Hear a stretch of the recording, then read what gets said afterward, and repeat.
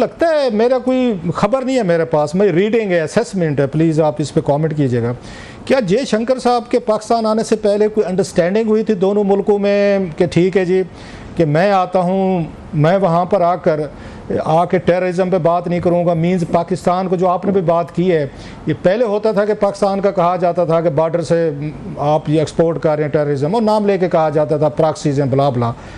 तो उन्होंने कहा जी हम नाम नहीं लेंगे, इस पे बात नहीं करेंगे, टेररिज्म पे आपकी सहल पे खड़े होकर, आप भी अपनी सहल पे खड़े होकर कश्मीर की बात नहीं करेंगे। तो हमने देखा है कि ये अंडरस्टैंडिंग के बाद ही वो पाकिस्तान आए हैं, दौरा ये मुमकिन हुआ है। दोनों साइड्स ने रेस्ट्रेंट का मुजाहरा किया कि चलें कि वक्ती तौर पर हम इस फोरम पे न कश्मीर की बात करते हैं तो न टेररिज्म की बात करते हैं। ये मेरी असेसमेंट को ठीक लग रही है कि इसके बाद ये दौरा मुमकिन हुआ है सर? नहीं, बिल्कुल आपकी रीडिंग ठीक है, और आप तो अपनी असेसमेंट की बात कर रहे हैं, तो मैं आपके साथ इंफॉर्मेशन भी शेयर कर देता हूँ। आई थिंक के दो तीन चीज़ें इंपॉर्टेंट हुई हैं, और ये इसमें कोई शक नहीं है कि इस मीटिंग के बाद मेरी पाकिस्तान के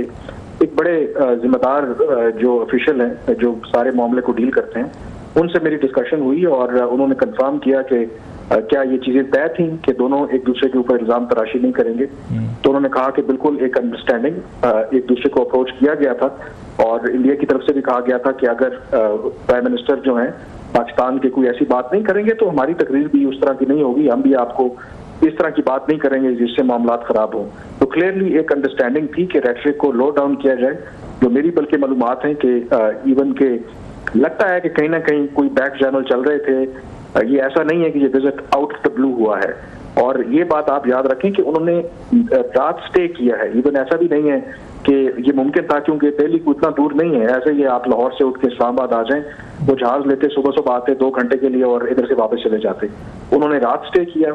फिर पब्लिकली जो हैंडशेक हुआ, पहला जो हैंडशेक था उसमें आपको एक एंजाइटी नजर आ रही होगी, एस जयशंकर की भी, प्राइम मिनिस्टर भी थोड़े अनकंफर्टेबल थे। नेक्स्ट डे अगर आप देखें तो वो दोनों तरफ से बड़े रिलैक्स थे। फिर उसके बाद जो उन्होंने ट्वीट भी किया, ये भी मुझे पता चला है कि जो उन्होंने ट्वीट किया ये भी एक अंडरस्टैंडिंग थी, और बताया था इंडिया की साइड ने कि अगर विजिट प्रॉपरली गया तो ये हम शुक्रिया का एक ट्वीट जो है वो करेंगे। और जो मेरी हुकाम, तो इसलिए ये बज़ाहिर तो नजर आता है कि शायद ये कोई प्लान नहीं था, लेकिन आई थिंक बहुत सी चीजें प्लान हुई हैं। और मैं जितना पाकिस्तान इंडिया के ताल्लुकात को कवर किया है, जब भी एक मफाहमत की बात होती है तो पहला क्या काम किया जाता है? सबसे पहला काम किया जाता है कि दोनों ममालिक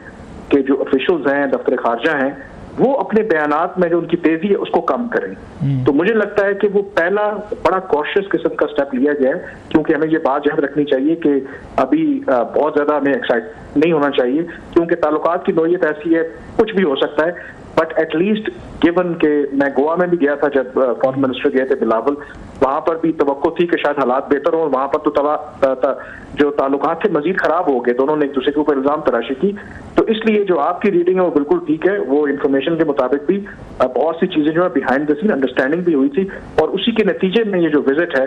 बगैर किसी हिकअप के हुआ है।